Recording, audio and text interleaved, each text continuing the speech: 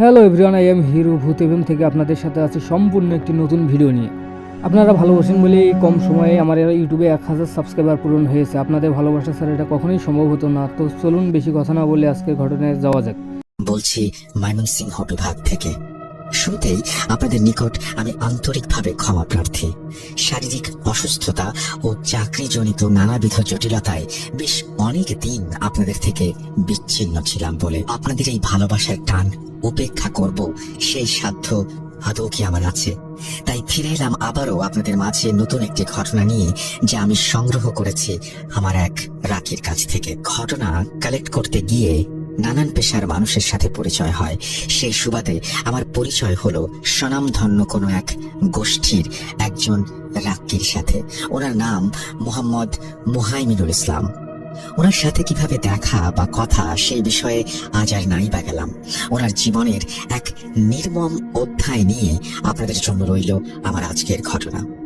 Muhaimin ভাইয়ের ঘটনা আমি ওনার ভাষাতে ওনার মতো করেই উপস্থাপন করার চেষ্টা করছি এবং আমার অনিচ্ছাকৃত ভুল ত্রুটির জন্য আপনাদের নিকট ক্ষমা প্রার্থনা করছি।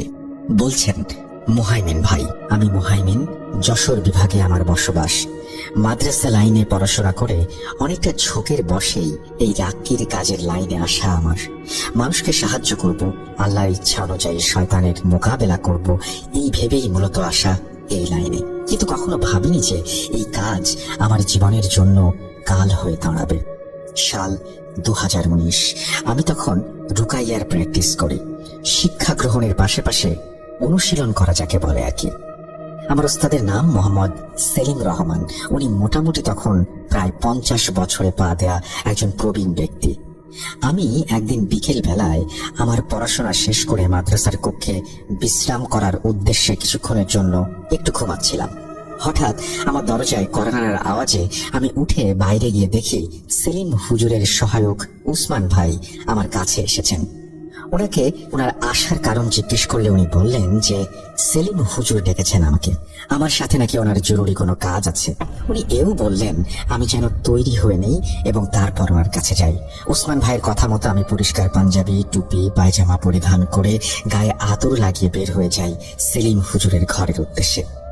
ওনার ঘরের সামনে এসে আমি ঘরের দরজায় টোকা দিতেই উনি বললেন, কে? মুহাইমিন?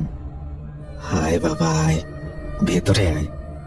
আমি ভেতরে ঢুকে ওনাকে সালাম দিতেই উনি আমাকে নিজের পাশে বসালেন আর বললেন, শোন বাবা, তোর সাথে আজকে একটা কাজ করতে যাব। তার আগে তোকে কিছু কথা না বললি না। যাই দেখবি তাই সত্যি মানবি না, আবেগ দিয়ে কাজ করবি না, নিজের শিক্ষার উপর ভরসা রাখবি, আল্লাহর কাছে নিজেকে সমর্পণ করবি এবং সর্বশেষ কখনো কারো কাছ থেকে নিজের কাজের জন্য কোনো প্রকার হাদিয়া নিবি না। তুই যদি আমার এই কথা না মানিস তাহলে তুই কিয়ামতের ময়দানে আমার কাছে বাধা থাকবি। আমি জি হুজুর বলে ওনাকে জিজ্ঞেস করি কাজটা কি। উনি বললেন, চল, রিক্সা নেই, রিক্সায় যেতে যেতে বুঝিয়ে দেব। উনি কারবালা রোডে রিক্সা ঠিক করলেন। যেতে যেতে উনি আমাকে বললেন, শোন, আমি সম্পূর্ণ কাহিনী জানি না। একটা মেয়ের সমস্যা। তার বাবা গত 10-12 দিন ধরে মাদ্রাসার গেটে এসে ধর্ণা দিয়ে যাচ্ছিলেন, মেয়ের জন্য সাহায্য চাইতে আসেননি। গত পরশু ওনাকে আমি ডেকে জিজ্ঞাসা করি ওনার আসার কারণটা কি। উনি আমাকে বললেন ওনার মেয়ে রিমা, সে নাকি খুবই অসুস্থ, কোনো শয়তান জিনের দ্বারা প্রভাবিত। আমি ওনাকে জিজ্ঞেস করি যে উনি এই বিষয়ে নিশ্চিত কিভাবে হলেন যে ওনার মেয়ে আসলেই জিন দ্বারা প্রভাবিত। উনি আমাকে জানান যে রাতের বেলা মেয়ের রুম থেকে সাপের হিস হিস শব্দ ভেসে আসতে থাকে। হাজার খুঁজেও নাকি শব্দের উৎপত্তি স্থল খুঁজে পাওয়া যায়নি। মেয়েকে নাকি প্রতি রাতে শরীরে আঘাত করা হয়, হাতে, পায়ে, পিঠে সহ নানান জায়গায়। মেয়েকে জিজ্ঞেস করলে সে বলে এই সর্প নাকি তাকে বাঁচতে দেবে না। আমি মেয়ের বাবাকে জিজ্ঞেস করেছিলাম এই সর্প আসলে কি। উনি আমাকে এই বিষয়ে কোনো নিরেট তথ্য দিতে পারেননি। উনি শুধু আমার পায়ে পড়া বাকি রেখেছিলেন যেন ওনার মেয়েকে সাহায্য করি। তাই দেখতে যাচ্ছি যে আসলে কি হয়েছে। আমি সেলিম হুজুরকে বললাম, কি যে বলেন ওস্তাদ, সর্প আবার কি? দেখেন মেয়ে লেখাপড়া করতে চায় না বলে বাহানা করছে। হুজুর আমাকে বললেন আমি যেন মুখ সামলে কথা বলি, কারণ মেয়েটা নাকি অলরেডি মাস্টার্স পাস। আমি হুজুরের কাছে ক্ষমা প্রার্থনা করে মনে মনে ভাবতে থাকি যে হয়তো বিয়ের চাপ দিচ্ছে বাসা থেকে, তাই এমন করছে। হয়তো কাউকে ভালোবাসার জন্য বিয়ে করতে চাইছে না, হয়তো হয়তো না, আরো কত কি জানি না। আমি আসলেই জানি না ঘটনা কি, কিন্তু হুজুরের কথা মেনে অবশেষে আমরা আমাদের গন্তব্যে পৌঁছালাম। হুজুর রিমার বাবাকে মোবাইল ফোন করলে উনি 5 থেকে 7 মিনিট পর এসে আমাদের নিয়ে গেলেন আমাদের বাসায়। কসম করে বলছি ভাই, বাসায় ঢুকতেই আমার শরীর যেন কাঁটা দিয়ে উঠল। আমার মন আমাকে বলল, ইয়া আল্লাহ, এ কোন ইবলিশখানায় এসে পড়লি তুই মুহাইমিন। রিমার বাবা আমাকে ও হুজুরকে ভেতরে এনে সোফায় বসতে দিলেন। চা বিস্কিট আর পানি দিয়ে আপ্যায়ন করা হলো আমাদের, কিন্তু হুজুর আমাকে এক ফোঁটা পানিও পান করতে নিষেধ করলেন। এই দেখে রিমার বাবা মর্মাহত হলেও উনি হুজুরের কাছে অবশ্যই কোনো কারণ আছে ভেবে বিষয়টা সেখানেই শেষ করে দিলেন। এরপর আমরা রিমার বাবার কাছে রিমার সাথে দেখা করার জন্য অনুমতি চাইলে উনি আমাদের রিমার ঘরে নিয়ে যান। রিমা আগে থেকেই তৈরি ছিল, মাশাআল্লাহ। বোরকা পরিয়ে পরিপূর্ণ পর্দার সাথে তাকে আমাদের সামনে নিয়ে আসা হয়। হুজুর রিমার ঘরটা একটু পরিদর্শন করলেন। ঘরের ডান দিকে একটা বুকশেলফ, বামে বিছানা, পেছনে পড়ার টেবিল আর সামনে বসার জন্য চেয়ার। ডান পাশে বড় জানালা আর সামনে একটা বারান্দা। সবকিছুই সুন্দর, কিন্তু কেন যেন মনে হচ্ছিল এই বাসায় আলো আসে না, এই বাসায় রহমত নেই, এই বাসার ওপরে অভিশাপ বিরাজমান। হুজুর রিমার সামনে বসলেন। রিমা তাকে সালাম দিল। হুজুর সালামের উত্তর দিয়ে আমাকে ইশারা করলেন। আমি রিমার মাকে রিমার হাতের কনিষ্ঠাঙ্গুলি চেপে ধরতে বলি আস্তে করে। হুজুর ওনার মতো করে বিড়বিড় করে আয়াত পড়তে শুরু করলেন। কিছুক্ষণের মাঝেই রিমা গর্জন করতে করতে দম নিচ্ছিল। পরক্ষণেই সে একদম শান্ত হয়ে গেল। হুজুর জিজ্ঞাসা করলেন রিমাকে, কি নাম? রিমা বললেন, নাম সেলিম। তুই জীবনে অনেক জিনের নাম জেনেছিস, আমার নামটা না হয় নাই জানলি। হায়, গল্প করি। রিমার এই উত্তরে হুজুর সহ আমি নিজেও ভ্যাবাচাকা খেয়ে গিয়েছিলাম, কারণ এভাবে কখনো কোনো অবাধ্য জিনকে কথা বলতে শুনিনি আমরা। হুজুর জিজ্ঞাসা করলেন, কি গল্প? রিমা বলতে শুরু করলো, সেলিম, আমি তোকে সবই বলবো, আমি কিছু লুকাই না, কারণ আমার জানিয়ে খেলতে অনেক ভালো লাগে, আর তুই জেনেও কিছু করতে পারবি না। আমার নাম তোকে বলবো না, তুই পারলে নিজে থেকে জেনে নিস। এই মেয়ে আমার প্রেমিকা। ছোটবেলা থেকে সে আমাকে পুজো দেয়। ওর একটা পুতুল ছিল যার ছবি আঁকতো সে। সেগুলো ছিল আমার ছবি, আমার ছবি এঁকে আমাকে ভোগ দিত সে, আমাকে নিজের কাছে টানতো। আমি ওর কাছে আসবো, আমাকে আটকাবে কি করে? নিজ ইচ্ছায় মরতেও পারবে না, বাঁচতেও পারবে না। ও তখন মরবে যখন আমি চাইবো। হুজুর ক্রোধান্বিত হয়ে বললেন, তুই কে? জীবন ও মরণ আল্লাহর হাতে, তুই কে বাঁচানোর বা মারার? শয়তান ক্রোধান্বিত কণ্ঠে বলল, চুপ। সে জানায় সে আল্লাহকে মানে না, সে আল্লাহ বিরোধী। এই বলে রিমা অজ্ঞান হয়ে গেল। অজ্ঞান হবার আগে সে বলল, সবাই তাকে সর্পদেব বলে চেনে। আমি রিমার রুম থেকে বেরিয়ে রিমার বাবা ও মাকে জিজ্ঞাসা করি এসব কিভাবে শুরু হলো। রিমার মা জানালো, গত বছর রিমা মাস্টার্স পাশ করে। ওনারা মধ্যবিত্ত পরিবারের মানুষ। রিমার বিয়ের কথা তোলেন ওনার মাস্টার্স পরীক্ষা শেষ হবার পরে পরিবার। এরপর থেকে রিমার এই দশা। যেদিন বিয়ের কথা তোলা হয় সেদিন রাতে রিমা নাকি তার মায়ের রুমে গিয়ে তার মাকে ডেকে বলে সে ঘুমাতে পারছে না, আশেপাশে সাপের শব্দ শুনছে। রিমার মা ওর রুমে বিষয়টা দেখতে গেলে উনিও একই রকম সাপের হিস হিস শব্দ শুনতে পান, কিন্তু কোথা থেকে আসছে সেই শব্দ সেটা আর খুঁজে পাওয়া যায়নি। সেদিন থেকেই রিমার ঘুম বন্ধ। দিনে বা রাতে যখনই ঘুমাক দুঃস্বপ্ন দেখে আর চিৎকার করে ওঠে। এই স্বপ্নগুলোর ভয়ে রিমা ঘুমোতে চাইতো না। তাকে ডাক্তার দেখিয়ে সবকিছু চেক আপ করানো হয়, কিন্তু কোনো সমস্যা পাওয়া যায়নি। স্থানীয় মসজিদের ইমামকে এনে রিমার সাথে কথা বলানো হয়, কিন্তু এরপর থেকে হুজুরের আর কোনো পাত্তা নেই। উনি নাকি কোনো কারণে চাকরি ছেড়ে দিয়ে চলে গিয়েছিলেন। ওনারা এরপর আর কিছুই জানাতে পারেননি। আমি মুহাইমিন এসব শুনে ভাবি হয়তো বিয়ে করতে চাচ্ছে না, তাই মেয়েটা এমন করছে, নাটক সাজাচ্ছে। কিন্তু রিমার মা আমার ধারণাকে ভুল প্রমাণ করে দিয়ে বললেন যে রিমার বিয়ের কথা উঠলে সে সরাসরি জানায় তারই বিশ্ববিদ্যালয়ের একজন সিনিয়রের সাথে তার 2 বছরের সম্পর্ক। 2 পরিবারের মাঝে কথাও হয় আমাদের। এই বিয়েতে না আমাদের না ওনাদের কারোরই কোনো আপত্তি ছিল, কিন্তু ভাগ্যের কি খেলা, সারাদিন মেয়ে ঠিক, রাত হলে ছেলেটাকে আর যেন চেনে না। ছেলেটা আমাকে ফোন দিয়ে কাঁদে আর রিমার সমস্যা সম্পর্কে জানতে চায়। আমি কি বলবো বলুন? এরপর যেদিন পাকাপাকি ভাবে মেয়ে দেখতে আসেন ওনারা, সেদিন রাতে নাকি ছেলেটা কেমন সাপের হিসির শব্দ শুনতে পায় তার রুমে, কিন্তু ছেলের পরিবার এই বিষয়ে খুব একটা পাত্তা দেননি। এরপর আমরা বাগদানের দিনক্ষণ ঠিক করি। বাগদানের দ্বিতীয় সপ্তাহের আগে ছেলেটা হঠাৎ জ্বরে পড়ে যায়। সেই যে জ্বরে পড়লো আর উঠলো না, বেচারা মারা গেল বাগদানের 2 দিন আগে। আল্লাহ মাফ করুন, মারা যাওয়ার আগে ছেলেটা বলেছিল সর্প তার বিষ দিয়ে নাকি তাকে মেরে ফেলেছে। এদিকে আমার মেয়েটা শুধু সর্প করে, না পারছি বিয়ে দিতে, না পারছি ঘরের সামনে রাখতে। হুজুর, আমাদের একটা মাত্র সন্তান, এই মেয়ে ছাড়া আমাদের কেউ নেই, আমাদের সাহায্য করুন। এসব তথ্য পেয়ে আমরা রিমার মাকে বললাম রিমাকে যেন সামনের শুক্রবার বিকেলে মহিলা মাদ্রাসায় নিয়ে আসেন ওনারা। এই বলে আমরা যেই উঠতে যাব, সেই এত জোরে বজ্রপাত হলো যে আমাদের আত্মা কেঁপে উঠল। আমরা আবার বের হতে যাব, এমন সময় রিমার রুম থেকে হিস হিস শব্দ আর হাসির আওয়াজ ভেসে আসলো। সাপের মতো হিস হিস করে সে বলছে, সাবধান সাবধান, সর্প তার স্ত্রী ঘরে প্রবেশ করছে। মেয়েটা এমন বাজে ভাবে কথা বলছিল যেন ভয় আমাদের হাত পা ঠান্ডা হয়ে আসছিল। হুজুর বললেন, দেখা যাবে তুই কত বড় সর্পদেব। এই বলে আমি আর হুজুর বেরিয়ে এলাম। রিক্সা ঠিক করে আমরা রিক্সার সিটে চুপচাপ বসে আছি। হুজুর নীরবতা ভেঙে বললেন, মুহাইমিন, কি বুঝলি? আমি বললাম, হুজুর, এ তো মনে হয় খুবই ডেঞ্জারাস জিনিসের ফাঁদে পড়েছে মেয়েটা। আল্লাহ মাফ করুন আর আমাদের সকলের সহায় হন। মাদ্রাসায় ফিরতে ফিরতে হুজুর আমাকে বললেন যে উনি আমাকে কিছু কাজ দেবেন, সেগুলো যেন আমি মনোযোগ দিয়ে করি। আচ্ছা বলে আবারও চুপ হয়ে গেলাম। মাদ্রাসার গেটের সামনে নামতেই হুজুর আমাকে বললেন রিমাদের বাসার স্থানীয় মসজিদের ইমামের ঠিকানা খুঁজে বের করে তার সাথে দেখা করতে, ওনার সাথে রিমার কি কথা হয়েছিল সবকিছু জানতে। আমি হুজুরের কথা সায় দিয়ে সেদিন রাতে খেয়ে দিয়ে শুয়ে পড়লাম। মাঝরাতে আমার ঘুম ভাঙলো সাপের হিস হিস শব্দে। আমি রীতিমতো অবাক, এ কি মুসিবত! আমি বিছানা থেকে উঠতে যাব, তখনই আমার কানে বাতাসের কণ্ঠে কেউ বলল, সেলিমকে বারণ কর, নইলে যেমনটা হয়েছিল আগের 12 জনের সাথে।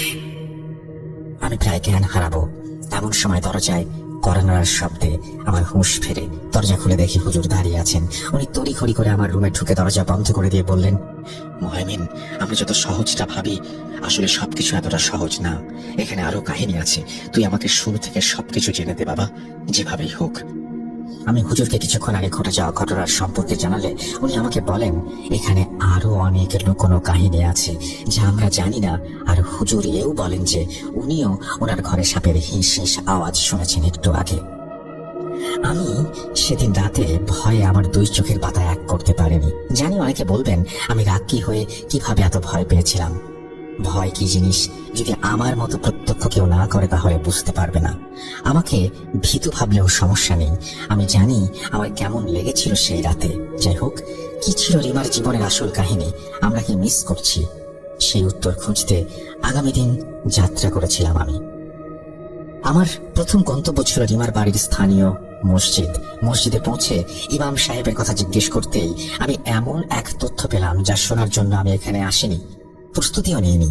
ইমাম সাহেব নাকি অনেক আগেই 10-12 দিনের জ্বরে মারা গেছেন। এলাকাতে নাকি মাইকিং করা হয়েছিল ওনার মৃত্যু সংবাদ। মিরাজ নামে ওনার একটা ছেলে ছিল, সেই ছেলেও নাকি জ্বরে মারা যায় বাবার মৃত্যুর প্রায় 1 মাস আগে।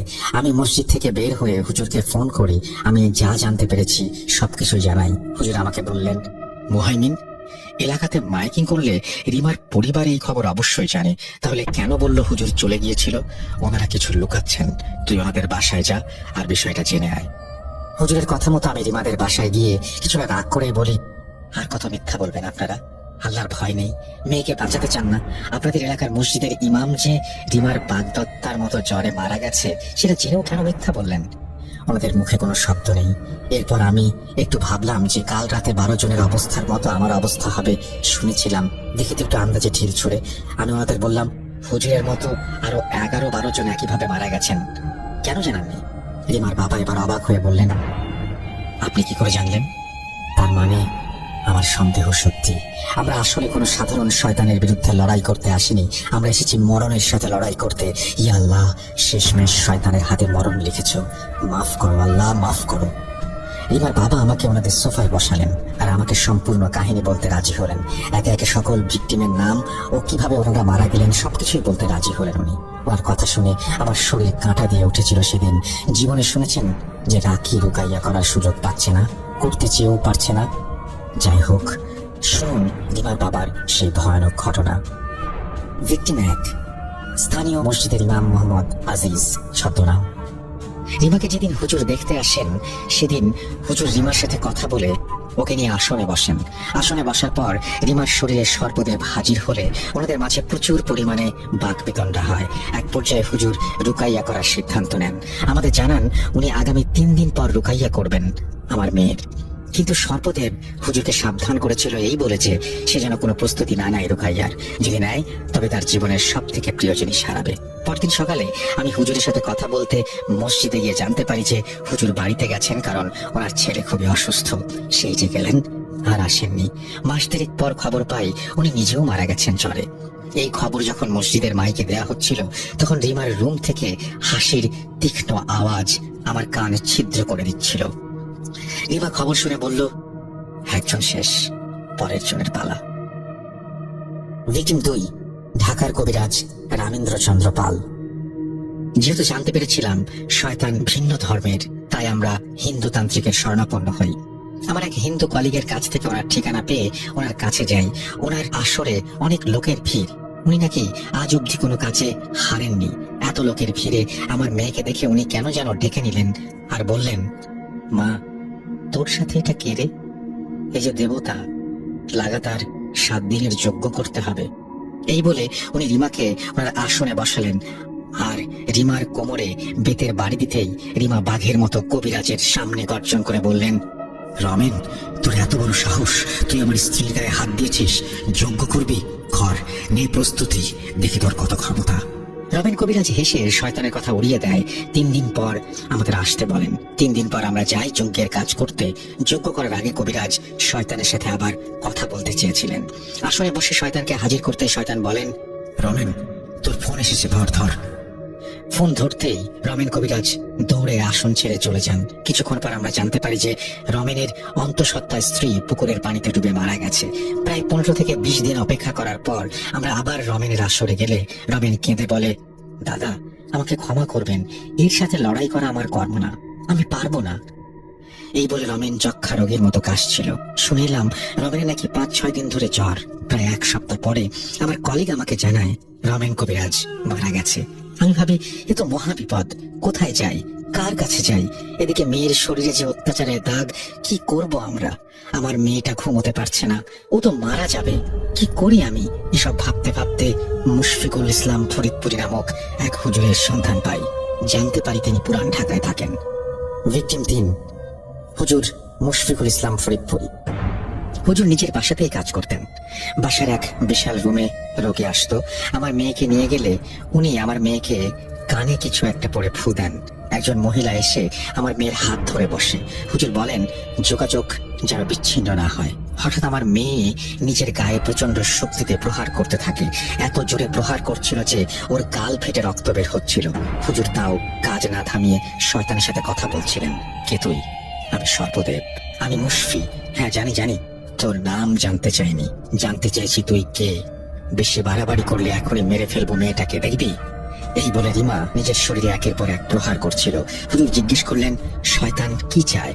শয়তান জানায় সে 7 কেজি মিষ্টি, 7 কেজি চাল আর একটি খাসির ভোগ পেটে রিমাকে ছেড়ে চলে যাবে। হুজুরের সাথে বার্গেনিং শেষে আমাদের মনে কিছুটা স্বস্তি আসে, এবার সব ঠিক হয়ে যাবে। 2 দিন পর আমি হাটে যাই খাসি কিনতে। খাসি কিনে এনে হুজুরের কাছে গেলে জানতে পারি উনি জটিল জ্বরে আক্রান্ত। এই কথা শুনে আমার গলা যেন একেবারে শুকিয়ে কাঠ হয়ে যায়। এ কি হচ্ছে, কেন হচ্ছে? তাহলে কি শয়তান ধোঁকা দিয়েছে? বাড়ি ফিরে এসে শুনি রিমা তার ঘর থেকে বলছে, ওখানে এত রাত্রি ছিল, যদি আমাকে হারিয়ে দিত, তাই তো বুদ্ধি করে বলেছি চলে যাব। এই সুযোগে মুশফিকের জান শেষ করে দিলাম। আমার বুঝতে বাকি রইল না যে মুশফিকুর হুজুরের ভাগ্যে কি রয়েছে।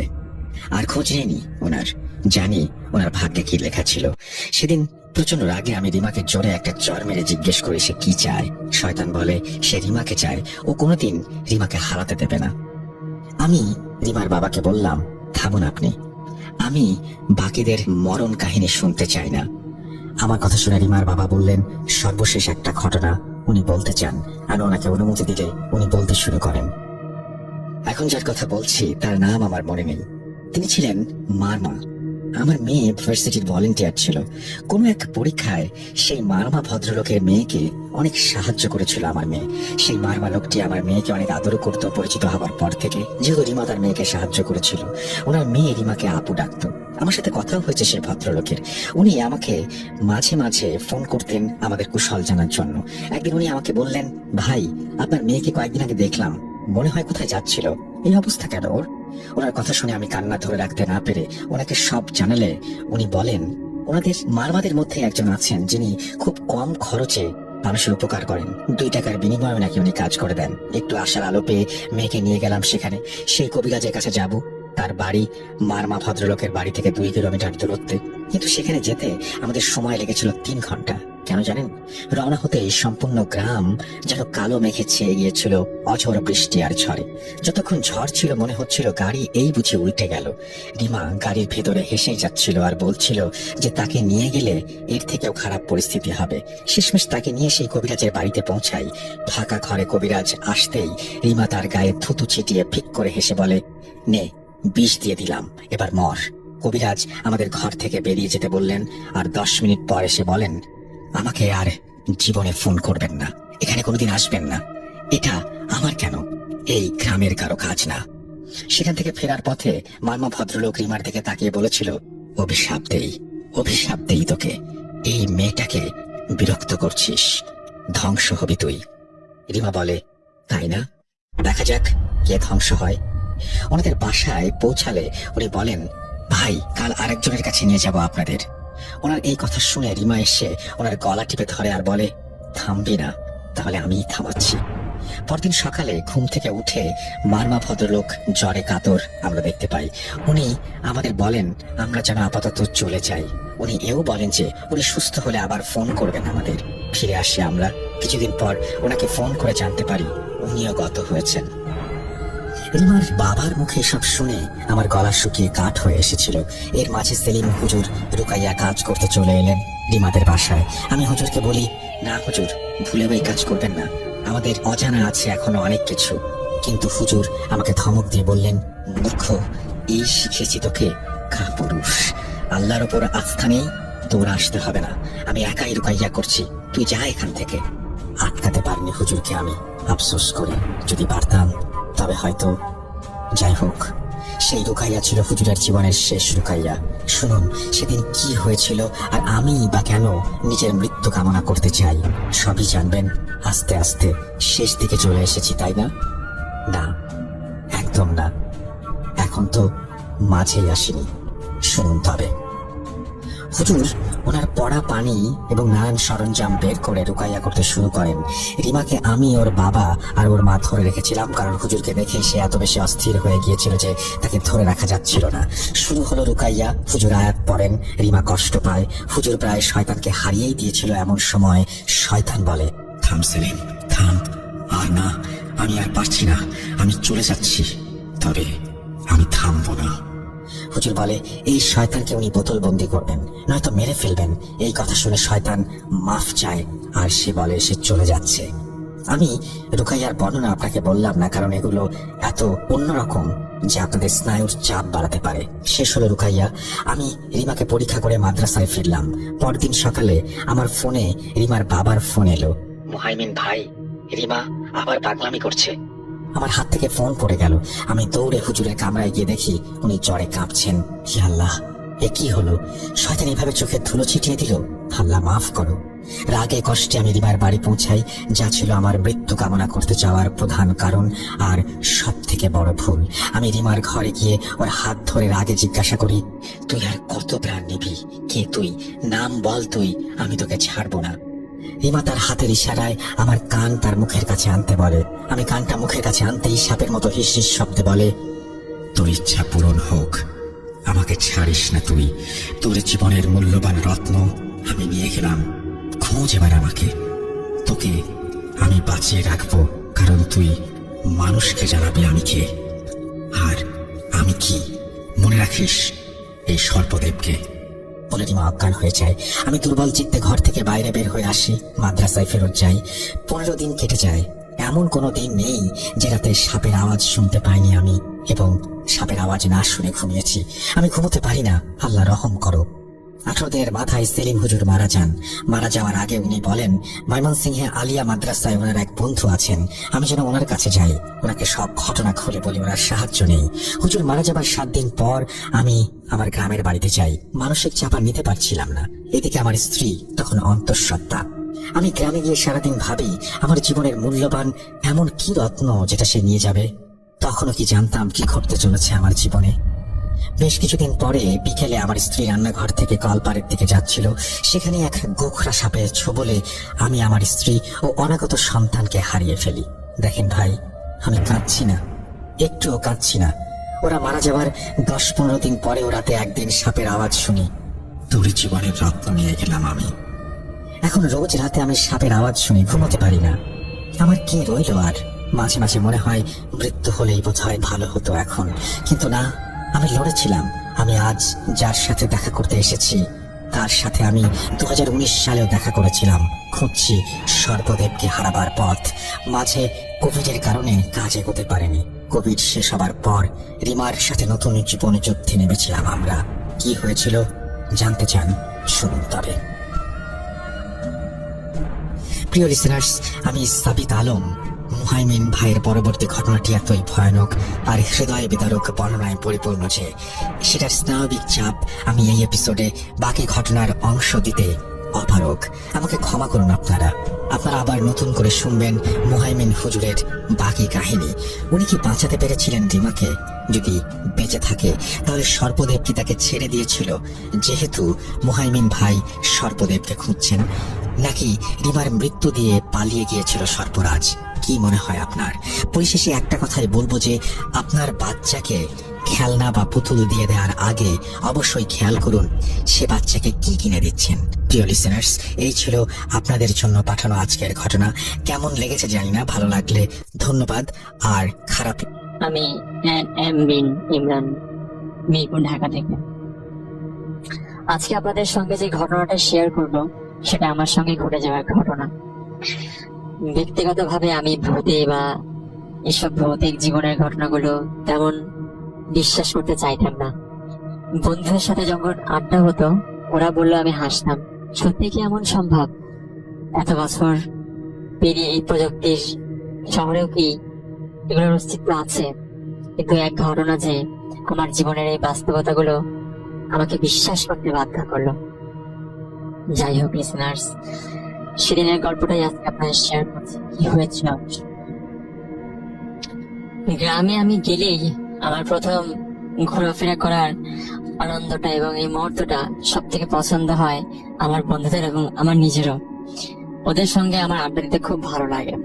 তো সেদিন ওদেরকে বলছিলাম যে আমার ভূতের বা এসব যে মানুষের সঙ্গে ঘটে আমার তেমন এগুলা ভয় লাগে না।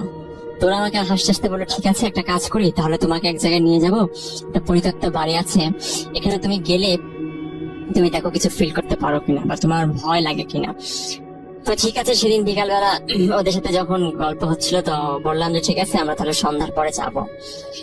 তো রাতের বেলায় প্রায় তখন 7টা বাজে, এই সময় আমরা 3 জন ছিলাম। তো ওরা আমাকে বললো ঠিক আছে চলো তাহলে সেখানে যাই। তো যাওয়ার পথে আমাদের সামনে হঠাৎ করে একটা কালো বিড়াল টাইপের কিছু একটা চলে আসলো, এবং আমার এরকম অনেকে আমি বলতে শুনেছি যে কালো বিড়াল নাকি সামনে আসলে কোনো অঘটন হয় বা বিপদ হতে পারে। তা এগুলো আমি এমন বিশ্বাস করতাম না, হয়তো মানুষের একটা বানানো রীতি এটা। তো আমরা বললাম ঠিক আছে চলো। তো ওরা একটু ভয় পাচ্ছিল যে আজকে যাওয়া ঠিক হবে। আবার কেমন যেন রাতও হয়ে যাচ্ছিল, আস্তে আস্তে করে কেমন ঝিরঝির বৃষ্টি পড়াটা মুহূর্ত, মানে কেমন আমার কাছেও লাগছিল, কিন্তু আসলে আমি সবকিছু স্বাভাবিক, এটা তেমন ভয়ের কিছু না। তো ওদের সঙ্গে এরকম আড্ডা দিতে দিতে অনেকক্ষণ হয়ে গেল। তো বললাম ঠিক আছে বৃষ্টিটা তো কমছে না, ঝিরঝির করে পড়তেছে, চলো এর মধ্যে আমরা যাই, ব্যাপার না।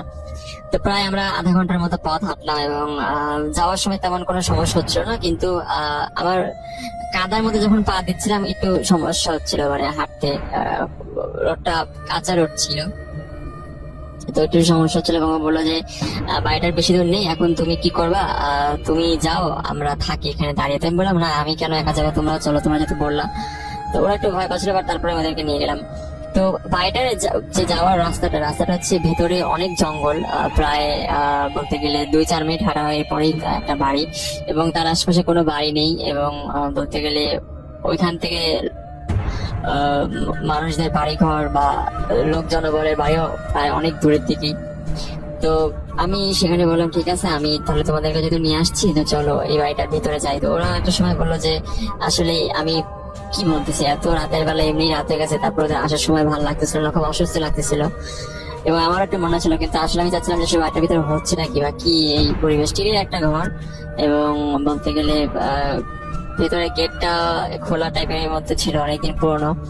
তাই ভিতরে ঢুকতেই কেমন যেন একটা বিকট রকম শব্দ, মানে এটা মনে হলো যে টিনের উপর কিছুটা পড়লো। তো আমরা 3জন ঢুকে আমরা আসলে একজনকে বললাম ঠিক আছে বাইরে যে দেখো কিছু পড়তেছে কিনা, বা কি হলো হঠাৎ করে আকাশ থেকে এমন, কিছু তো বড় কথা না, হয়তো আশপাশে নারকেল গাছের কিছু পড়তে পারে, বা কোনো কেউ ইট মারলো কিনা আমাদের দেখে, এরকম কিছু।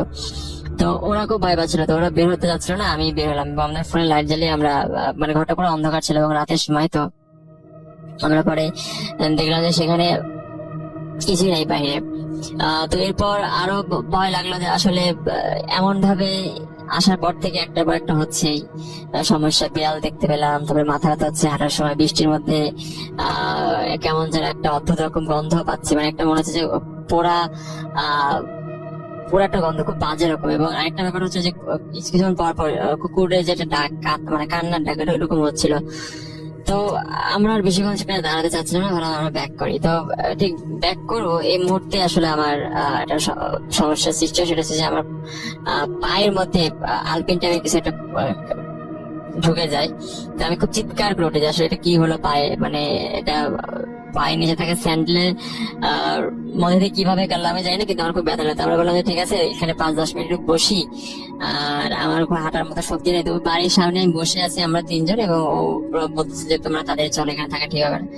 তো পরে আসার সময় আসলে তেমন কোনো ক্ষতি হয়নি, কিন্তু কেমন যেন একটা আমাদের খুবই মানে বৃষ্টি একটু ঝিঝির হচ্ছে, এবং রাতের সময় তেমন গরম লাগতেছিল, এবং রুমটার মধ্যে এমন একটা অবস্থা, মানে রুমের মধ্যে ছোট একটা খাট পড়েছিল, এটা চৌকি টাইপের হবে, আর একটা র্যাক, কিছু কাপড় চাপড় ছিল, এবং ওগুলা খুব বলতে গেলে নোংরা, এবং আর তেমন কিছু নাই, যে কিছু পোড়া কাগজ টাগজ এখানে পড়েছিল। ঠিক আমরা আসতে যাব ওই মুহূর্তে আমরা দেখতে পাই যে একটা ওই সেম টাইপের বিড়াল ওইখানে আবার চলে আসে। তো কেমনে কি হইতেছে আমরা বসেছিলাম, এবং তখন প্রায় রাত 9টার মতো বেজে গেছে। তো আমাদের মনে হয় যে সামথিং রং, এবং আমি তখন বিলিভ করতেছিলাম যে আসলে কিছু একটা তো এখানে হইতে পারে। তাহলে বললাম ঠিক আছে চলো। তো যখন হাঁটতেছি, হাঁটার মুহূর্তে আমাকে একজন বলতেছে যে আচ্ছা পেছন থেকে কি কেউ ডাকতেছে আমাদেরকে। আমি বললাম পেছন থেকে কে ডাকবে, আমরা তো প্রায় বাড়ি থেকে 2-4 মিনিট ধরে হাঁটতেছি, এখন তো ওখানে কেউ নাই, বাবা কে চিনবে এত রাতে। এবং বাড়ি গ্রাম এলাকায় দেখবেন যে আপনারা 8টা বাজে দেয় বা 9টা বাজে পুরো নিস্তব্ধ এলাকাটা হয়ে যায়। তো ঠিক সেভাবে আমি যখন দেখলাম যে আসলে এত রাতে পসিবল না, তাই বললাম তোমরা চলো, এখানে বেশিক্ষণ দাঁড়ানো ঠিক হবে না। কারণ আমি বুঝতেছিলাম যে আসলে এই যে একটা পর একটা হইতেছে, এটা স্বাভাবিক কিছু না, অস্বাভাবিক হয়তো হওয়ার সম্ভাবনাই আছে বেশি। তো এরপরেই আমাকে বললো যে পেছন থেকে নাকি ওদের কে মানে হাত ধরে টানতেছে, যে মনে হচ্ছে যে এই কোনো একটা মানুষ হাত ধরে ফেলছে, হাত ধরে খুব পিছন থেকে জোরে করে টানছে। তো ওরা হঠাৎ করে দাঁড়ায়, মানে হাতে জোরে করে দাঁড়ায় পড়ছে, যে কি হলো। আমি মানে আমি ওদের বলতেছিলাম যে কি হলো হঠাৎ করে তোমাদের, তোমরা দাঁড়ায় পড়লা কেন। তো বলতেছে যে ভাই মনে হয় কেউ পিছন থেকে হাত ধরে টানতেছে। তাই বললাম ঠিক আছে তোমরা তাহলে এদিকে বাইরে চলে যাও, তোমাদের আর আমার সাথে যাওয়ার দরকার নেই, বেজিক তোমাদের সাথে সমস্যা হচ্ছে, আর তোমাদেরকে নিয়ে আমি চাচ্ছি না। ওদের বাড়িটা একটু আমার বাড়ি থেকে 10 মিনিট লাগে, তো ওই রোড দিয়ে যেখানে ছিলাম আমরা হাঁটতেছিলাম, ওইখান দিয়ে ওদের বাসাটা কাছে এমন কিছু একটা। তো আমি বললাম ঠিক আছে তুমি যাও, তোমরা চলে যাও। তা আমি আসতেছি, তো ওই সময় আমার সামনে একটা লোক হঠাৎ করে ডাক দিল যে এদিকে আসো। আমি বললাম যে বলেন।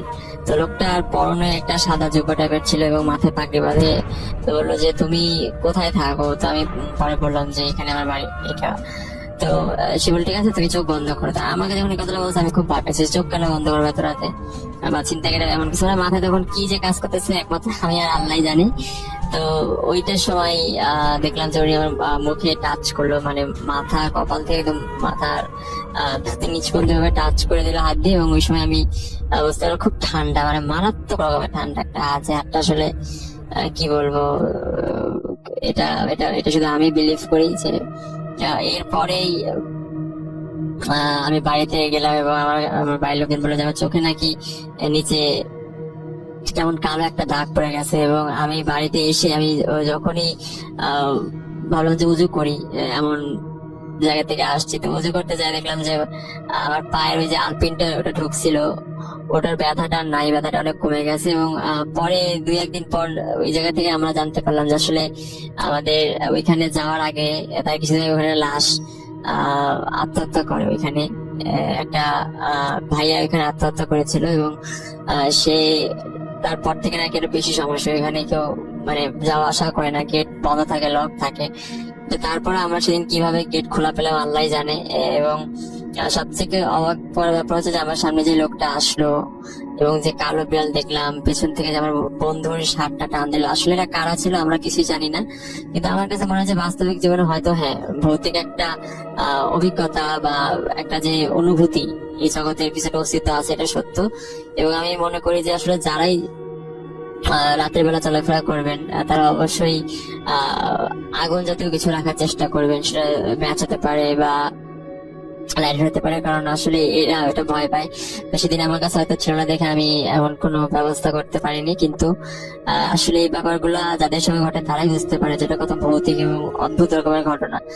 আর একটা মানুষের হাতটা এত ঠান্ডা হওয়ার কথা না, মানে তাদের হাত যে পরিমাণ ঠান্ডা ছিল, সেই ঠান্ডাটা আসলে আমাদের খুব আমি বেসিক্যালি আসলে মনে করি যে এইভাবে সে মাথা থেকে থুতনি পর্যন্ত যে হাত বুলাই দিল, হয়তোবা যেটা সেই জানে যে সে কেন করছে। কিন্তু ব্যাপারটা আমার কাছে খুব উইয়ার লাগছে। এবং এরপর আমি হেঁটে আসতেছিলাম, আমার তখন ভয় লাগতেছিল না। আলহামদুলিল্লাহ এখন আমি ভালো আছি। এবং হ্যালো, আসসালামু আলাইকুম লিসেনার্স, আমি রাকিবুল হাসান রাকিব। আজকে আমি আপনাদের সাথে যে গল্পটি শেয়ার করব, এই গল্পটি আমি আসলে কালেক্ট করেছি আমার এক সম্পর্কের মামার কাছ থেকে। কিন্তু গল্পটি এখানে আসলে আমি জায়গার নাম বা আমি যে ব্যক্তিগুলোকে প্রেজেন্ট করব এখানে তাদের নাম আসলে গুলো আমি ছদ্মনাম ইউজ করেছি, কারণ আমি যে জায়গাটা নিয়ে আজকে গল্পটি বলবো সেই জায়গাটা আসলে একটু বিক্রির প্ল্যান চলছে। তো এখন উনি এই গল্পটি আমার সাথে শেয়ার করার পর উনি আসলে চাচ্ছিল না যে কোনোভাবে আমি এটা মানে কোনো একটা প্ল্যাটফর্মে প্রেজেন্ট করি যাতে ওনার পরবর্তীতে জমিটা বিক্রি করতে সমস্যা হয়। কারণ উনি একটু এই প্যার হওয়ার সমস্যার জন্যই উনি জমিটা আসলে ওনার কাছে রাখতে চাচ্ছে না। তো এখন তারপরও আমি ওনার কাছে অনেক পারমিশন নিয়ে রিকোয়েস্ট করার পর উনি নিজেও একজন ভূত.com এর অনেক ভক্ত, তো পরবর্তীতে উনি রাজি হয়েছে। তো গল্পটি আসলে একটা তান্ত্রিক বা ব্ল্যাক ম্যাজিক করে এরকম একজন মানুষকে নিয়ে কাহিনী, যেটা যে হচ্ছে আসলে একজন মানুষ না। সেটা গল্পটা আপনারা আমার কাছ থেকে পুরোপুরি শুনলে বুঝতে পারবেন। তো গল্পটা আমি যার কাছ থেকে শুনেছি উনি যেভাবে আমার কাছে প্রেজেন্ট করেছে আমি সেভাবে আপনাদের কাছে এখন তুলে ধরবো। তো গল্পটি আসলে মূলত আমি একটু আগে বলেছি যে একজন তান্ত্রিককে নিয়ে মূলত গল্পটি। তো গ্রামে হুট করে এক তান্ত্রিকের আবির্ভাব ঘটে। আমি যে গ্রামের কথা বলছি সেই গ্রামে একটি মোটামুটি ভালো একটি বড় নদী রয়েছে। তো ওই নদীর পাশে একটি বড় বট গাছ আছে। বট গাছে হুট করে একজন তান্ত্রিকের আবির্ভাব হয়। উনি ওখানে বেশ কিছুদিন থেকে মানুষ দেখে যে উনি ওখানে ধ্যান করে, ওখানে বসে থাকে। তো এখন মানুষজন আসলে খুব একটা কৌতূহল বা আগ্রহ নিয়ে ওনাকে কিছু জিজ্ঞেস করে না। মানুষ মনে করে যে হয়তো বা কোনো ফকির হবে, অন্য কোনো গ্রাম থেকে এসেছে, পরবর্তীতে চলে যাবে। ওই গ্রামে যেহেতু আমি একটু আগে বলেছি যে একটা নদী আছে, নদীর পাশে হচ্ছে বট গাছ। তো ওই নদীতে মোটামুটি নদীর অনেক বড় থাকার কারণে ওখানে সবসময় বিভিন্ন ধরনের মাছ ধরার জন্য বিভিন্ন ধরনের জেলেরা আসতো। ওরা বিভিন্ন ধরনের কথাবার্তা বলতো। তো দেখা যায় যেটা, সেটা হচ্ছে যে একটা লোক বা যদি কেউ নদীর পাড়ে বসে থাকে, যদি কোনো কিছু মনে মনে ভাবে, ওই তান্ত্রিকটা ওনাকে বলে দিত যে তুই কি এইটা নিয়ে ভাবতেছিস, বা তোর কি এই জিনিসটা করতে ইচ্ছা করতেছে, বা তোর কি এরকম কারো ক্ষতি করতে ইচ্ছা করতেছে, বা এই এই এই- এই জিনিসটা তুই করলে তোর কি ভালো লাগবে। তো এইরকম যখন বিভিন্ন জনের কাছে উনি এই জিনিসগুলো প্রেজেন্ট করতো এবং কথাগুলো অনেকটা সত্যি হয়ে যেত। দেখা যাচ্ছে যে কেউ একজন ভাবতেছে যে আমি ওর ক্ষতি করব বা আমি ওর ব্ল্যাক ম্যাজিক করব, তো ওই তান্ত্রিক এটা বলে দিতে পারতো। ইভেন অনেক লোকজন ওনার কাছ থেকে অনেক ব্ল্যাক ম্যাজিক করেছে, অনেক লোকের ক্ষতি করেছে, বা অনেক বাজে টাইপের কাজগুলো আসলে ওই তান্ত্রিক মূলত করতো। তো এইটা গ্রামে আস্তে আস্তে জিনিসটা একটু ছড়ায় যায় যে এখানে একটা তান্ত্রিক আছে, উনি মানুষের ক্ষতি করে। তবে আসলে মানুষ ওইভাবে, তারপরও ওই তান্ত্রিকের প্রতি মানুষের খুব একটা আগ্রহ থাকে না, কারণ ওই পারে যে পারে যে বট গাছটা ছিল, ওই বট গাছের ওইদিকে মানে লোকালয় খুবই কম ছিল। তো এখানে আসলে তান্ত্রিকের ঘটনাটা আমাকে একটু স্কিপ করে এখানে এখন আমাকে মূল চরিত্রে আসলে জামাল কামাল দুজনকে নিয়ে আসতে হবে। এখানে জামাল কামাল এরা হচ্ছে দুই ভাই, নদীর এই পারে ওদের মোটামুটি একটা কি বলবো যে ওদের একটা মোটামুটি সম্মান আছে, কারণ ওরা ওই সময় গ্রামে অনেক প্রভাবশালী লোক ছিল, ওদের জমি জমা অনেক কিছু ছিল। তো জামাল সাহেব বিয়ে করার প্রায় 8-10 বছর হয়ে গেছে, ওনার কোনোভাবে কোনো বাচ্চা কাচ্চা হচ্ছিল না। ওনারা অনেক ডাক্তার, কবিরাজ, অনেক কিছু দেখিয়েছে। ইভেন ওই সময় ওরা ইন্ডিয়া গিয়েছিল, ইন্ডিয়া গিয়েও ট্রিটমেন্ট করেছে, বাট কোনো লাভ হয়নি। এখানে আসলে মূল যে প্রবলেমটা সেটা হচ্ছে জামাল সাহেবের। তো সবাই সেম কথাই বলে যে আসলে এটা কোনোভাবে সম্ভব না। এখন জামাল সাহেব আর কামাল সাহেবের বয়সের দূরত্ব রাসেল ভাই মোটামুটি অনেক, প্রায় 8-9 বছরের ডিফারেন্ট। তো যখন মোটামুটি কামাল সাহেবের বিয়ের বয়স চলে আসে, তখন পরিবার থেকে কামাল সাহেবকে বিয়ে দেওয়া হয় এবং নর্মালি 2-3 বছরের মধ্যেই ওদের কোলে ফুটফুটে একটি বাচ্চা হয়। বাচ্চা যখন ওদের কোলে চলে আসে, এখন যেহেতু জামাল কামাল সাহেবের পরিবারে প্রথম বাচ্চা, তো দুই পরিবার খুবই খুশি। দুই পরিবারের মধ্যে এই বাচ্চাকে নিয়ে অনেক কৌতূহল, অনেক জাঁকজমক ভাবে অনুষ্ঠান করা হয় বাচ্চার। এখন যেটা রাসেল ভাই দাঁড়ায় সেটা হচ্ছে, যেহেতু জামাল সাহেবের স্ত্রী কোনো বাচ্চা ছিল না, তো ওনার আসলে কামাল সাহেবের বাচ্চাকে নিয়ে খুব কৌতূহল, খুবই ভালোবাসতো, সবসময় কাছে কাছে রাখতো। এবং বাচ্চাটা ছোট থেকে মানে জামাল সাহেবের স্ত্রীর কাছে এতটাই আদর পেয়েছে যে উনি সবসময় জামাল সাহেবের স্ত্রীকে বড় মা, আর ওনার নিজের মাকে উনি ছোট মা সবসময় বলতো।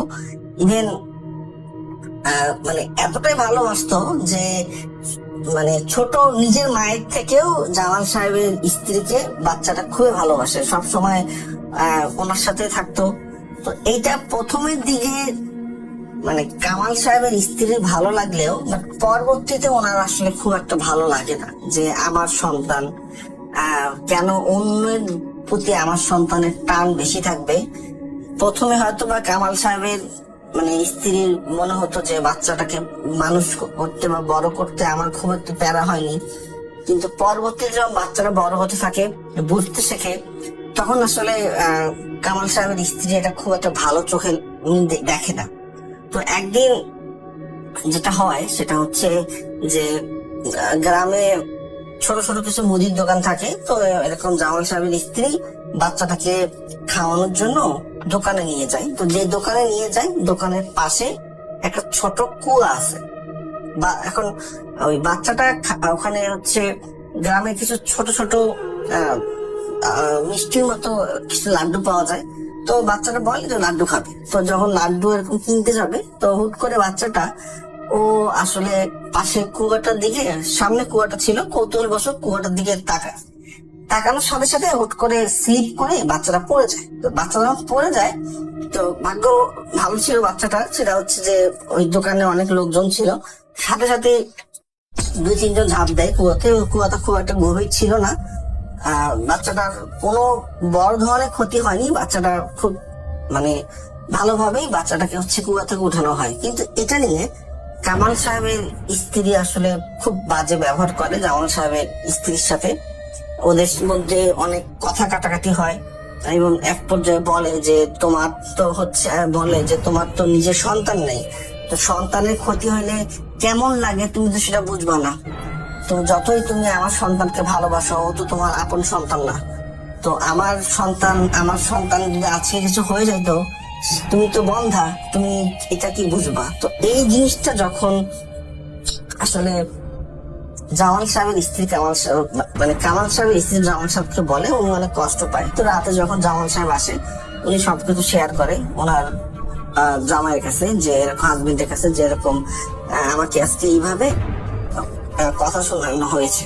তো এখন জামাল সাহেব আসলে হুট করে, যেহেতু বাইরে থেকে আসে, বাইরে থেকে নর্মালি ছেলে মানুষরা আসলে একটু ওদের মাথা গরমই থাকে, তো উনি হুট করে বলে ফেলে যে হ্যাঁ ছেলে তো হবেই, অনেক বছর থেকে আমাদের বাচ্চা হয় না, মানুষ তো বলবেই। এখন আমরা তো অনেক ট্রাই করছি, হয়নি। আর তোমারও কি দরকার যে অন্যের সন্তানের প্রতি তোমার তো আগ্রহ দেখানোর? তুমি এরকম যদি করো নেক্সটে, তাহলে তোমার সংসার করার দরকার নেই। আর আমি আসলে নিজেরও আমার ভালো লাগে না এসব ব্যাপার, কথাবার্তা শুনতে। তো এইসব অনেক কাটাকাটি হয়, আর অনেক কথা কাটাকাটি হয়, ঝগড়া হয়। তো এক পর্যায়ে আসলে জামাল সাহেবের স্ত্রী হয়তো বা এই জিনিসগুলো মেনে নিতে পারে না। সকালবেলা ঘুম থেকে উঠে জামাল সাহেব যেটা করে, উনি সকালে উঠেই ওনার স্ত্রীকে উনি সবসময় ডাকে, দেখা যাচ্ছে দেখে জিজ্ঞেস করে যে যেহেতু ওদের জমি জমা অনেক, যে আজকে কয়জন কৃষক এসেছে বা রান্না বান্না কি অবস্থা, উনি খাওয়া দাওয়া করে উনি মাঠে যাবে। তো অনেক ডাকাডাকি করে, কোনোভাবেই কোনো সারা শব্দ পায় না। উনি বের হয়ে ওনাদের দরজার পাশেই একটা রুম ছিল, যে রুমে ওরা ধান চাল এগুলো মজুত করে রাখতো। ও এখন ওই রুমে যখন দেখে যে দরজা খোলা, তো উনি আসলে একটু রাগে হয় যে হ্যাঁ যদি চোর এসে ধান চাল চুরি করতো কি হতো, দরজাটা খুলে রেখে গেছে। তো উনি ঢুকে দেখে যে ওনার স্ত্রী আসলে গলায় ফাঁস দিছে। আমি এই গল্পটি ভাই যে সময় বলতেছি, ওই সময় আসলে গ্রামে ওইভাবে সবার বাড়িতে ফ্যানও ছিল না। তো টিনের বাড়ি ছিল, টিন আর বাঁশ দিয়ে তৈরি একটা বাড়ি ছিল। বাঁশের মধ্যে শাড়ি পেঁচিয়ে উনি আত্মহত্যা করে। এইটাতে আসলে জামাল সাহেব খুব ভেঙে পড়ে, উনি আসলে জিনিসটা নিতে পারে না। তো উনি তো এর মাঝে তো ওই তান্ত্রিকের ব্যাপারটা গ্রামের সবাই জানে, যে উনি অনেক ব্ল্যাক ম্যাজিক করে, উনি আসলে মানুষের ক্ষতি করে। তো এখন জামাল সাহেবের মাথায় আসলে একটা খারাপ চিন্তা চলে আসে যে হ্যাঁ ওদের বাচ্চা কাচ্চা আছে, ওদের এত অহংকার, আমার বউ মারা গেল, প্লাস আমার যে সম্পত্তি, এই সম্পত্তি গুলা আমি মারা গেলে দেখা যাবে তো যে ওই বাচ্চাটাই পাবে, তো আমার কি হবে? আর আমার তো বিয়ে করে কোনো লাভ নাই, কারণ যেহেতু আমার প্রবলেম, আমার তো বাচ্চা কাচ্চা হবে না। তখন উনি আসলে ওই তান্ত্রিকের কাছে যায়। এখান থেকে রাসেল ভাই আসলে মেইন ঘটনাটা শুরু হয়। ওই তান্ত্রিকের কাছে যায়, তান্ত্রিকের কাছে গিয়ে তান্ত্রিককে বলে, সব ঘটনা খুলে বলে।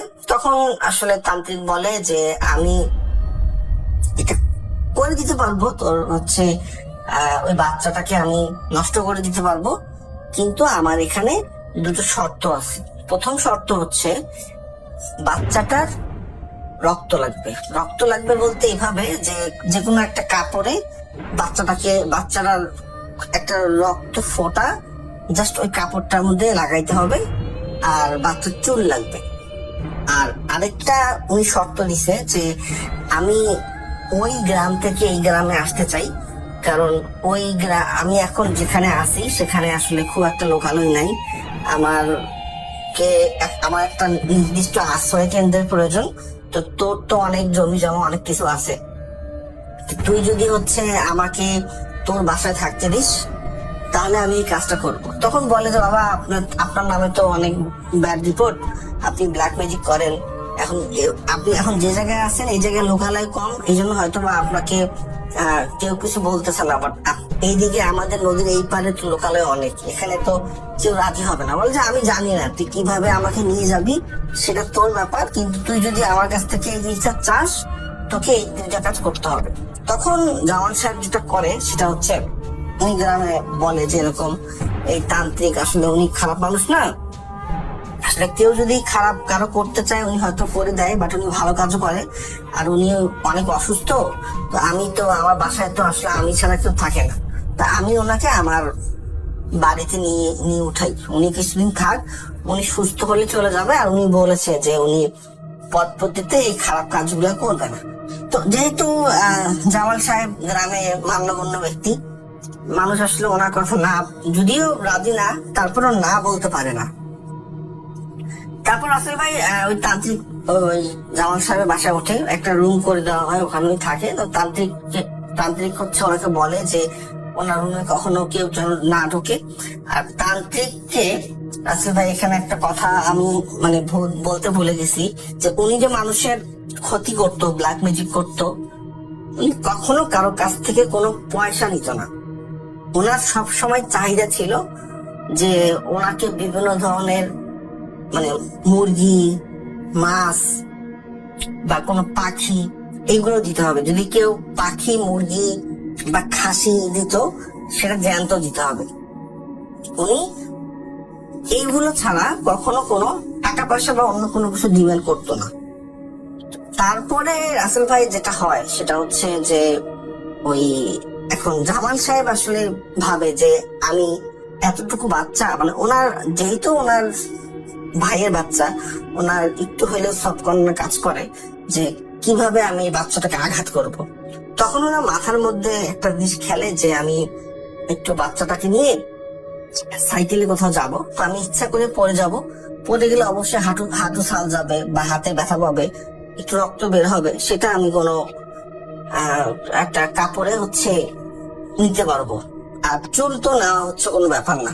তো তারপর উনি আসলে একটু অভিনয় করে কামাল সাহেবদের সাথে, যে যা হয়ে গেছে হয়ে গেছে। এর আগে কথা বলতো না কামাল সাহেবের সাথে বা কামাল সাহেবের স্ত্রীর সাথে, তো উনি বাচ্চাটাকেও একটু ভালোবাসে। তো এর মাঝে যেটা হয় রাসেল ভাই, যে সবসময় জামাল সাহেবের বাসায় যে তান্ত্রিক থাকতো, রাত্রিবেলা অনেক বাজে ধরনের অনেক সাউন্ড হতো, অনেক বাজে ধরনের সাউন্ড হতো। দেখা যেত যে হুট করে গভীর রাতে ওনার বাসা থেকে কোনো আগুনের দলা চলে আসতেছে, খুব বাজে সাউন্ড হচ্ছে, মনে হচ্ছে যে বহু লোকজন ওনার বাসায় কথা বলতেছে।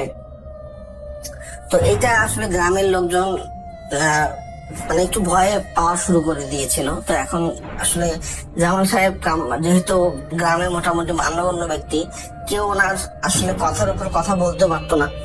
তো এখন উনি পরবর্তীতে বাচ্চাটাকে নিয়ে একদিন বাজারে যায়। তো বাজারে যাওয়ার পথে উনি ইচ্ছা করেই সাইকেল থেকে মানে বাচ্চাটা সব পড়ে যায়।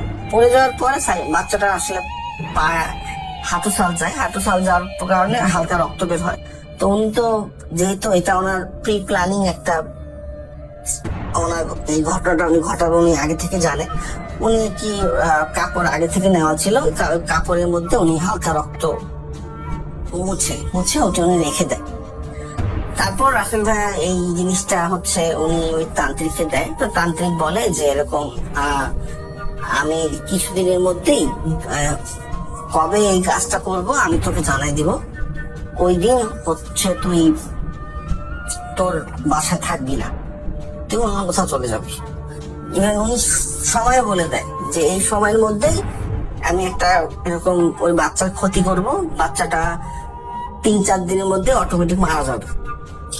তো ওই দিনটা রাসেল ভাই আসলে চলে আসে। তো ওই দিনে রাসেল ভাই যে ঘটনাটা ঘটে, আমি একটু কামাল সাহেবের বাসার থাকার প্লেসের বর্ণনাটা দেই। ওদের বাসার তা হচ্ছে 2টা বেডের ছিল। তো এক বেডে কামাল সাহেবের স্ত্রী আর ওনার বাচ্চা সহ থাকতো, আরেক বেডে কামাল সাহেব থাকতো। যেহেতু কামাল সাহেবের মাঝে মাঝে অনেক ধরনের কাজ থাকতো, জমি জমার, ওনার অনেক রাতে উনি আসতো। তো যেহেতু বাচ্চা বা স্ত্রীর যেন ঘুমের কোনো সমস্যা না হয়, ওই জন্য উনি অনেক সময় আরেক খাটে গিয়ে ঘুম যেত। তো ওই দিনও আসলে রাতে হয়ে যায়। রাত বলতে আসলে রাত 10টা, গ্রামে রাত ওই সময় গ্রামের রাত 10টা মানে অনেক। তো কামাল সাহেব যখন ঘুমিয়ে পড়ে, হুট করে ওনার রাত 2টা-2:30টার দিকে ঘুম ভেঙে যায়। ঘুম ভেঙে যাওয়ার পর উনি যেটা আসলে দেখে যে ওনার স্ত্রীর পুরা শরীর জুড়ে একটি সাপ পেঁচানো, এবং সাপটা মানে পুরা হচ্ছে সাপের মানে একটা ফেনা ধরা, যেটাকে বলে যে ফেনা ধরে ওনার স্ত্রীর মুখের সামনে দাঁড়ায় আছে। আর একটা পিশাচ টাইপের লোক বললে ভুল হবে, এটা পিশাচ মানে বদ জিন বলতে পারি আমরা। আমি একটু বর্ণনা দিই। এই বদ জিনটা হচ্ছে ওনার বুকের মধ্যে হচ্ছে মুখ, আর ঘাড়ের 2 পাশে চোখ, আর ওনার গলা আছে, বাট গলার মধ্যে রাসেল ভাইয়া একটা হচ্ছে লম্বা জিহ্বা। তো এইরকম আকৃতির একটা লোক মানে ভাসমান অবস্থায় বাচ্চাটার দিকে তার তাকায় আছে। ইভেন বাচ্চাটাকে মানে কিছু একটা করবে বা ক্ষতি করবে এরকম একটা প্ল্যান নিয়ে আসে। তো হুট করে ওই সময় গ্রামে একটা সমস্যা হয়, সেটা হচ্ছে যে ওদের পাশেই একটা কি বলবো পুজ ছিল। পুজ বলতে মানে আমি বুঝাচ্ছি হচ্ছে ধান কাটার পর যে খড়গুলো থাকে, এই খড়গুলো যে স্তূপ করে রাখে, এটাকে আসলে ওই দেশের ভাষায় পুজ বলে। ওখানে আগুন লেগে যায়। আগুন লেগে যাওয়ার কারণে গ্রামে অনেক হইচই সৃষ্টি হয়ে যায়। হইচই সৃষ্টি হওয়ার ফলে যেটা হয় যে হুট করে এই জিনিসটা ভ্যানিশ হয়ে যায়। তো যখন ভ্যানিশ হয়ে যায়, আসলে কামাল সাহেবের বাইরে আগুন লেগে গেছে এটা নিয়ে ওনার কোনো মাথা ব্যথা নেই। উনি সঙ্গে সঙ্গে ওনার স্ত্রীকে ডাকে, ওনার বাচ্চাকে ডাকে, ডেকে বলে ওরা সবাই ঠিক আছে কিনা। তখন পরবর্তীতে যখন আগুন নিভে যাওয়ার পর ওই কামাল সাহেব ওনার স্ত্রীকে বলে যে আমি তো এই জিনিসটা দেখলাম। তো কামাল সাহেবের স্ত্রী যেটা বলে যে আসলে আমি স্বপ্নে দেখতেছিলাম যে একটা সাপ আমাকে আর আমাদের বাচ্চাকে ধাওয়া করতেছে, আমি আমার বাচ্চাকে কোলে নিয়ে মানে দৌড়াচ্ছিলাম বাঁচানোর জন্য। এইদিকে তান্ত্রিক সাহেব খুব রাগারাগি করে হচ্ছে জামান সাহেবের সাথে, কারণ এই যে আগুন লাগার যে ব্যাপারটা, এটাতে আসলে জামাল সাহেব অনেকটা সক্রিয় ছিল। ওনাকে বলে যে কেন হচ্ছে তুই এই কাজটা করলি। তখন বলে যে তান্ত্রিককে বলে যে বাবা আসলে আমি তো প্রথমে এটা করতে চেয়েছিলাম, কিন্তু যেহেতু আমার নিজের রক্ত, আমি মানে এটা রাগে আমি একটা ক্ষতি করতে চেয়েছিলাম, কিন্তু বাবা এটা আসলে কোনোভাবেই আমি এখন চাচ্ছি না করতে। তো তখন ওই তান্ত্রিক বলে যে আসলে যে পিশাচটা কে আমি ওই বাচ্চাটাকে নষ্ট করার জন্য হুকুম করেছি বা আমি ওকে হচ্ছে রাজি করিয়েছি, ও মানুষের রক্ত কখনো খায়নি, বাট ও যখন মানুষের রক্তের স্বাদ পাইছে, এখন ও ওই বাচ্চাটাকে নষ্ট করবে। তুই যত যা কিছু কর, কোনো কিছু হবে না। এটা নিয়ে তান্ত্রিকের সাথে অনেক কথা কাটাকাটি হয়। তো কথা কাটাকাটি হওয়ার এক পর্যায়ে আসলে পরবর্তীতে ওই জামান সাহেব বলে যে আপনি গ্রাম থেকে চলে যান, আপনাকে গ্রামে রাখবো না। পরবর্তীতে জামান সাহেব এই গ্রামে সালিশ ডাকার পর ওই তান্ত্রিককে বলে যে এরকম যে আপনাকে 2 দিন সময় দেওয়া হচ্ছে, আপনি বাসা থেকে চলে যাবেন। তো তারপর রাসেল ভাইয়া যেটা হয় যে ওই সালিশে যে লোকগুলো উপস্থিত ছিল প্লাস জামাল সাহেব সহ সবার বিভিন্ন ধরনের সমস্যার সৃষ্টি হয় এবং সবাই অনেক আতঙ্কে পড়ে যায়। রাতে অনেক বাজে ধরনের স্বপ্ন দেখে। এর মধ্যে অনেকেই হুট করে অসুস্থ হয়ে প্যারালাইজ হয়ে যায়, কারো হুট করে মুখ বাঁকা হয়ে যায়, কারো হুট করে হাত হচ্ছে পুরো অবশ হয়ে যায়। তো যখন এইটা হয়ে যায়, তখন ওই তান্ত্রিক হচ্ছে বলে যে তোরা যদি আমাকে এখান থেকে বের করে দেওয়ার চেষ্টা করিস, তোদের কিন্তু আরো অনেক ক্ষতি হবে। আমি আমার সময় মতো এখান থেকে চলে যাব, তোরা আমাকেও বিরক্ত না করলে আমি তোদেরকেও বিরক্ত করব না। তো এটার পর আসলে গ্রামের লোকজন খুব ভয় পেয়ে যায়। আসলে গ্রামে একটা মানে থমথমে বিরাজ করে এবং গ্রামে তখন সবাই আসলে জামান সাহেবের উপর একটু রাগান্বিত হয় এবং জামান সাহেবকে অনেক অপমান করে। তো জামাল সাহেব যেটা ভাবে যে উনি ওই তান্ত্রিককে মেরে ফেলবে, ওনার এরকম একটা প্ল্যান চলে আসে। উনি আসলে ভাবে যে গ্রামে বেশ কিছু লোকজনের সাথে উনি প্ল্যান করে যে ওনাকে উনি মেরে ফেলবে। তো এখন একদিন রাত্রিবেলা উনি বেশ কয়েকজনকে যখন বলে ওই তান্ত্রিককে মারার জন্য, এর মধ্যে কিন্তু আসল ভাই জামাল সাহেব আসলে আর ওনার বাসায় থাকতে পারে না, কারণ রাতে এত বাজে বাজে সাউন্ড হয় আর এত ধরনের মানে প্রবলেম হয়, জামাল সাহেব নিজেও ভয় পায়। তো যখন ওই বাসার কাছাকাছি চলে যায় তখন আসলে দেখে যে 3-4 জন মানে মানুষ মানে ভাসমান অবস্থায় জামাল সাহেবের বাসার আশেপাশে মানে আছে এবং খুব মানে খুব বাজে ভাবে ওদের দিকে তাকায় আছে, মানে চোখ বড় বড় লাল করে আছে এবং খুব বাজে ভাবে আছে। তো এখন এটা দেখে আসলে সবাই ভয় পায়। ভয় পাওয়ার পর আসলে কেউ আর সাহস হয় না, কারণ সবাই ভাবে যে আসলে কেউ আসলে চাচ্ছিল না যে কেউ কারো ক্ষতি হোক। কিন্তু এইদিকে আসলে জামাল সাহেব নিজে নিজে অনেক অনুতপ্ত হয়।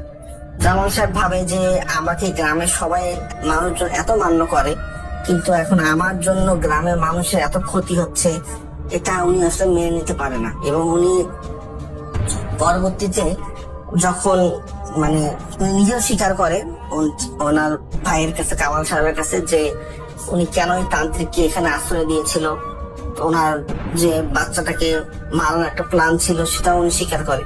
তো এইটা স্বীকার করে। তো এখন এর মাঝে রাসেল ভাইয়ের যেটা হয় সেটা হচ্ছে যে একদিন ওই বাচ্চা ওই গোসল করার জন্য ওনার মা সহ নদীতে যায়। তো সাথে আরেকজন ছিল। নদীতে যখন গোসল করে মানে নদীতে ওই সময় খুব একটা পানি ছিল না, যে মানে কেউ যে ডুবে মারা যাবে এরকম কোনো পানি ছিল না। তো বাচ্চাটাকে একটু হালকা পানিতে রেখে কিছু কাপড় ছিল ওই ধোয়ার জন্য। তো কামাল সাহেবের স্ত্রী একটু যেখানে একটু পানি গভীরতা বেশি সেখানে গিয়ে কাপড়গুলো ধৌত করছিল। তো এক পর্যায়ে যেটা হয় উনি দেখে কি যে ওনার পায়ে বাবা কি যেন মানে এক লাগ ছিল, মানে উনি ভাবছে যে যেহেতু এখানে মাছ টাছ থাকে, যে কোনো বড় মাছ হয়তো বা উনি যে কাপড় ধরছিল ওখানে হয়তো আটকায় গেছে। তো উনি কি করে, উনি একটু হালকা ডুব দেয়, ডুব দিয়ে দেখে যে আসলে এটা কি, দেখার চেষ্টা করে। ওনার সর্বোচ্চ উনি আসলে 6 থেকে 7 সেকেন্ড ডুব দিয়েছিল। উনি ডুব দিয়ে উঠে দেখে ওনার বাচ্চা নেই। উনি তো খোঁজে আমার বাচ্চা কোথায় গেল, কোথাও খুঁজে পায় না। এখন সবাই খোঁজাখুঁজি, কোনোভাবেই বাচ্চাটাকে খুঁজে পাওয়া যায় না। এদিকে এই তান্ত্রিকও 3 দিন থেকে হাওয়া, এনাকেও মানে খুঁজে পাওয়া যাচ্ছে না। ইনি বাসায় নেই। সবাই ভাবছে যে তান্ত্রিক মানে ক্ষতি করছে। উনি জামাল সাহেবের বাসায় যায় তান্ত্রিকে খোঁজে, তান্ত্রিকে গিয়ে দেখে যে তান্ত্রিকের রুম তালা মারা, কেউ তো ভিতরে ঢোকার সাহস পায় না তান্ত্রিকের রুমে। তো তার 3 দিন পর হুট করে যে জায়গায় বাচ্চাটা দাঁড়ায় ছিল সেম ওই জায়গায় থেকেই বাচ্চাটার লাশ উদ্ধার হয় রাসেল ভাইয়া, এবং বাচ্চাটার শরীরে 1 ফোঁটাও কোনো রক্ত ছিল না। এবং এটার পর আসলে মানে গ্রামের লোকজন খুবই ভয় পেয়ে যায় এবং সবাই ভেবে নেয় যে এটা আসলে ওই তান্ত্রিকের কাজ।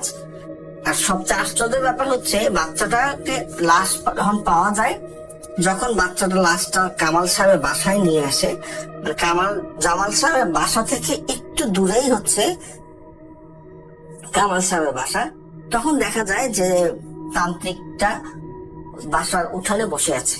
তো এখন জামাল সাহেব তো খুবই খেপে গেছে, খুব রাগ হয়ে আছে। উনি আসলে কিছু ওই সময় কিছু বলে না। বাচ্চাটাকে মারি টাড়ি দেওয়ার পর উনি রাত্রিবেলা আসলে প্ল্যান করে যে আমি একে আজকে মেরে ফেলবো, যা হবে হবে, আমার এমনিতেও একুলে কেউ নেই, দুকুলে কেউ নেই, আমি চাই না যে আমার জন্য আর কারো কোনো ক্ষতি হোক। উনি গভীর রাতে কি করে, আসলে ভাই একটা বাঁশ নিয়ে এই তান্ত্রিকটাকে মারবে, মানে মারা প্ল্যান করার জন্য উনি মানে গোপনে ওই তান্ত্রিকের রুমে প্রবেশ করে। তান্ত্রিকের রুমে যখন রাসেল ভাই প্রবেশ করে তখন রাসেল ভাই উনি আসলে অবাক হয়েছে। আসলে এটা তান্ত্রিক না, এটা আসলে ওই পিশাচটাই, যে মানুষের রূপ ধরে তান্ত্রিক আকারে সেজে থাকে। এবং এই পিশাচটা উনি খুব বাজেভাবে একটা মুরগি ছিল, ওই মুরগিটাকে উনি হচ্ছে জ্যান্ত অবস্থায় মোচড় দিয়ে রক্ত খাচ্ছিল। তো এটা দেখার সাথে সাথেই মানে উনি আসলে এত ভয় পেয়ে যায়, উনি এক দৌড়ে চলে এসে রাস্তার মধ্যে সেন্সলেস হয়ে যায়। পরদিন সকালে ওনাকে যখন মানুষজন দেখে এই অবস্থায়, উনি মানুষজন সবকিছু খুলে বলে, মানুষজন তখন আরো ভয় পেয়ে যায়। তো এই ঘটনা ঘটার পর আসলে উনি অনেক অসুস্থ হয়ে যায়। অসুস্থ হয়ে যাওয়ার পর ওনাকে যখন হাসপাতালে ভর্তি করা হয়, হাসপাতালে আসলে ভর্তি করার পর যে ঘটনাটা ঘটে আরো, সেটা হচ্ছে যে উনি রাত্রিবেলা হুট করে ওই হাসপাতালের যে গার্ড দেখে কি যে জামাল সাহেবের পুরো বডি মানে আকাশে ভাসমান, বেশি বেশি কোথাও যেন যাচ্ছে। তো এটা দেখে আসলে ওই গার্ড মানে এতটাই ভয় পায়, উনিও ওখানে সেন্সলেস হয়ে যায়। বাকি কেউ হয়তো বা দেখেনি, বাট ওই গার্ড দেখে। সেন্সলেস হয়ে যাওয়ার পর সকালে যখন ওকে জ্ঞান ফিরানো হয়, তারপর বলে যে জামাল সাহেব কোথায়, উনি তো বেড়েছিল। উনি সব ঘটনা খুঁজে বলে। খুলে বলার পর যেটা মানে সবাই খোঁজাখুঁজি করে যে আসলে এই লোক গেল কোথায়। পরে সবাই যখন জামাল সাহেবের বাসার দিকে যায়, গিয়ে দেখে যে জামাল সাহেবের বাসায় একটা বড় নারকেল গাছ আছে, যেটা গ্রামের মধ্যে সবচেয়ে বড় নারকেল গাছ, যেখানে আসলে কেউ উঠার সাহসও পায় না, প্লাস ওঠেও না। ওই নারকেল গাছে সাথে ওনার মানে এরকম ফাঁস টাঙানো, মানে ঝুলে আছে আপনার হচ্ছে জামাল সাহেবের ডেড বডি। তো এটার পর আসলে গ্রামের লোকজন আর কোনোভাবে এটা মেনে নিতে মানে পারে না। তখন মানে যে যার মতো যেখানে যে সোর্স ছিল, সব বড় বড় কবিরাজকে একত্র করে।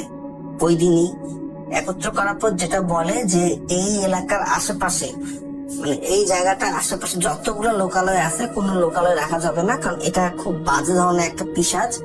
এই সব সময় ও মূলত নদীর পাড়ে ছিল, কারণ ওই জায়গা থেকে ওর মাছ খাওয়াটা অনেক ইজি ছিল। ও সব সময় হচ্ছে হাঁস মুরগি এসবেই খেত। বাট যখন ও মানুষের রক্ত খাওয়ার একবার একটা মানে ওরা অভ্যাস হয়ে গেছে, আর উনি এর স্বাদ পেয়েছে ওই পিশাচটা, আসলে উনি গ্রামের বহু বাচ্চা কাচ্চা ক্ষতি করবে। এরা আর শুধু বাচ্চা কাচ্চা না, মানুষেরও ক্ষতি করবে। তারপর রাসেল ভাই ওই গ্রামে আসলে প্রায় বহু বছর কোন লোকজন ছিল না। মানে এটা অনেক আগের ঘটনা রাসেল ভাই, আসলে অনেক কারণে আমি আরো অনেক কিছু স্কিপ করছি, কারণ উনি আসলে এই ঘটনাটা আমাকে যখন বলছিল, উনি নিজে অনেক ভয় পাচ্ছিল, প্লাস ওনার আসলে কিছু পার্সোনাল ব্যাপারও আছে। এই জন্য আসলে আমি আরো বেশ কিছু জিনিস স্কিপ করে গেছি। তো তারপর রাসেল ভাইয়া আসলে ওই বাসাটা প্লাস ওই জামাল কামাল সাহেবের বাড়ি সবকিছুই নর্মাল করে দিয়ে ওই জায়গাটা একটা পুরো মানে জমি, ধান ক্ষেত জমির মতো মানে করে দেওয়া হয়েছিল। বহু বছর ওখানে চাষাবাদ বা কোনো কিছু হয়নি। কিন্তু আশ্চর্যের ব্যাপার হচ্ছে ভাই, এই ঘটনাটা প্রায় 30-35 বছর মানে ঘটে গেছে, এবং এই কামাল সাহেবের মানে বংশ পরম্পরায় এখন বর্তমানে যারা আছে, তারা ওই টাইপের পিশাচটাকে এখন দেখে না। বাট ওই জমিটাতে এখনো প্রবলেম হয়। ওই জমিটা আশেপাশের প্রত্যেকটা জমিতেই চাষাবাদ হয়, ওই জমিতে কোনো চাষাবাদ করার কেউ সাহস পায় না।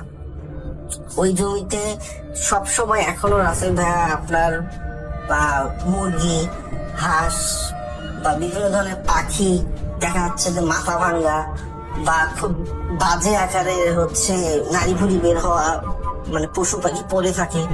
তো এখন উনি আসলে এই জমিটাতে কিছু একটা করার প্ল্যান করতেছে, প্লাস উনি বিভিন্ন ধরনের আরো কবিরাজের শরণাপন্ন হয়ে এটাতে কিভাবে নিরাময় করা যায়, বা উনি জমিটা আসলে বিক্রি করে দিয়ে এখানে বিকল্প কিছু করা যায় কিনা, সেটার প্ল্যান এখনো চলতেছে।